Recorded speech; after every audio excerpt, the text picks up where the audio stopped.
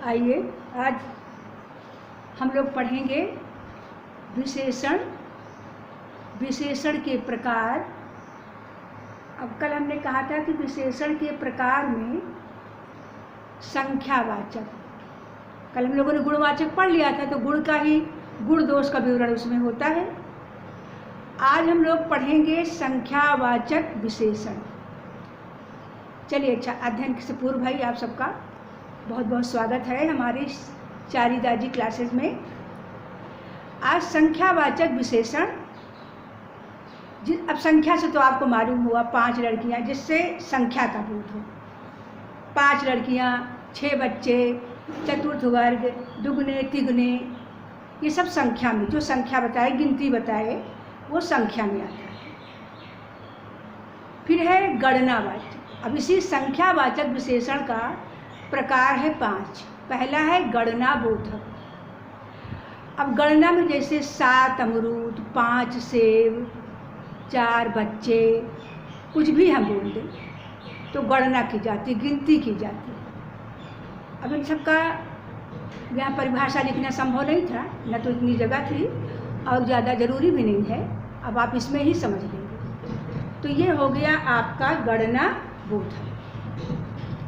अब उसके बाद फिर हम चलते हैं, गणना बोधक के बाद आते हैं हम क्रम बोधक। क्रम बोधक। क्रम बोधक में क्या है, इसमें एक क्रम से होता है। क्रम से मतलब जैसे क्रम के अनुसार गणना का बोध कराता है। ये क्या करता है, क्रम के अनुसार गणना का बोध कराता है।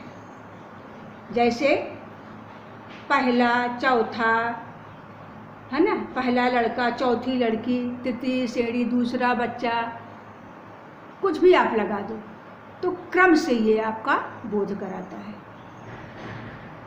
फिर अभी पहला, दूसरा, तीसरा, चौथा, पांचवा ऐसे करके क्रम से आएगा। फिर आता है आवृत्ति बोधक। आवृत्ति का मतलब जो दोबारा आए, आवृत्ति हो।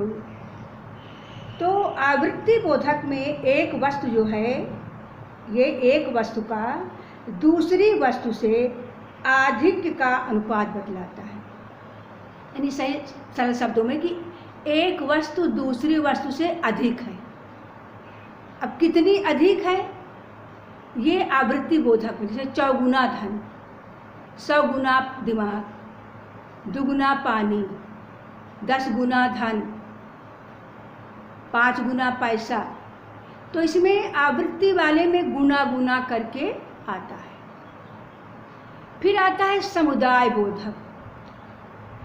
अब ये जो समुदाय बोधक है, ये संख्या के समुदाय का बोध कराता है, समूह का बोध कराता है। जैसे दोनों भाई, 7 बैल, 5 लड़के, है ना, 6 बच्चे।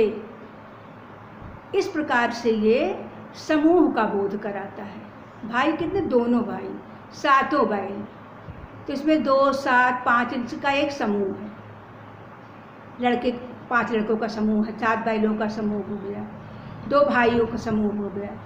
अब आप कोई भी कितनी गिनती लगा दीजिए। फिर आता है प्रत्येक बोधक।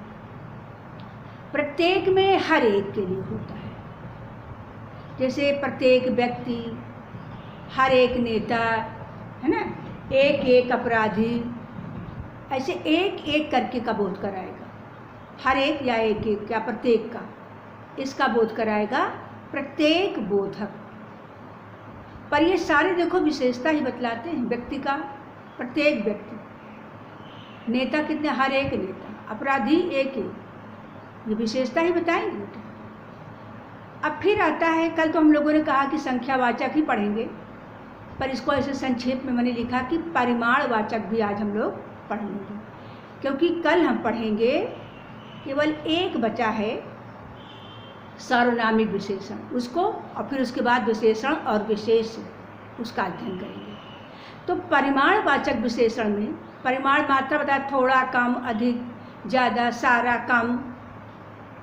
तो ये किसी मात्रा, अब देखो जो सारा गांव सारा भी होता है, कुछ गांव भी कह सकते हैं, 4-5 गांव भी कह सकते हैं। लेकिन दूध में थोड़ा ही लगेगा, तेल में कम ही लगेगा, क्योंकि ये बता रहे हैं परिमाण।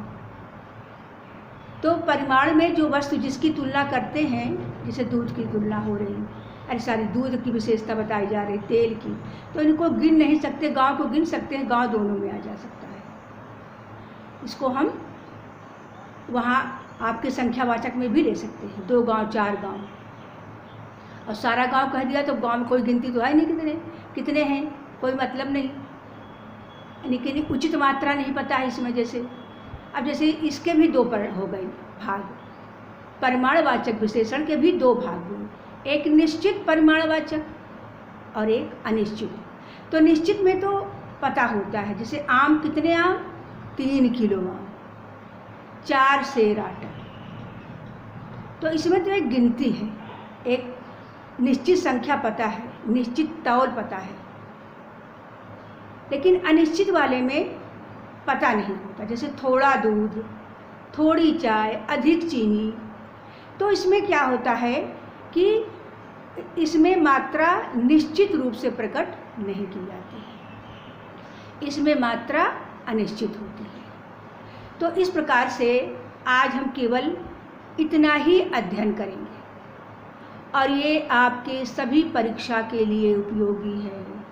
किसी भी परीक्षा में बैठने वाला परीक्षार्थी इसका अध्ययन पूरी तरह से कर ले।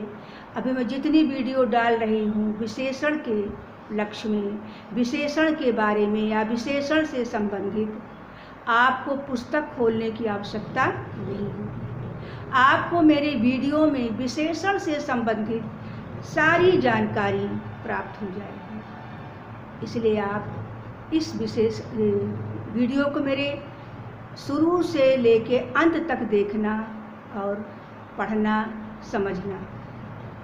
अब ये निश्चित रूप से ये आपकी समझ में आ गया हो, आपको इसमें कोई दिक्कत नहीं होगी। तो इसलिए तो थोड़ा थोड़ा करके हम आपको बताते चलेंगे, ये आपको जितना रोज का रोज पूरा ग्राह्य होता चलेगा।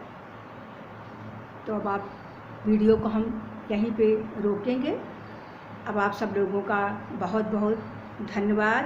प्रसन्न रहिए, स्वस्थ रहिए, और एक बात मेरी ज़रूर मान लीजिए, क्या करना है, लाइक, सब्सक्राइब और शेयर, इतना अवश्य करिएगा।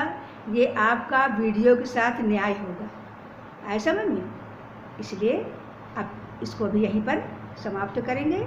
कल फिर नई वीडियो के साथ आएंगे और उसमें हम आपको, वैसे तो अभी बहुत इसके पक्ष हैं, लेकिन कल हम आपको सार्वनामिक विशेषण बताने के बाद कुछ विशेषण विशेष देंगे अवश्य, क्योंकि यही विशेषण और विशेष अधिक पूछे जाते हैं। और ये सब मेरा बताना औचित्य था, इसलिए कि आपको विशेषण और विशेष में छांटने में, चुनने में, अपनी परीक्षा में बताने में ज़रा से कोई दिक्कत ना है, पूरा का पूरा आप सही करके आएँ। यही उम्मीद से, यही आशा से मैंने आपको ये सब बताया है। तो अब वीडियो यहीं पर बंद करते हैं, कल फिर मिलेंगे अगली वीडियो के साथ। एक बार पुनः आप सबको धन्यवाद और पुनः खुश रहिए, स्वस्थ रहिए।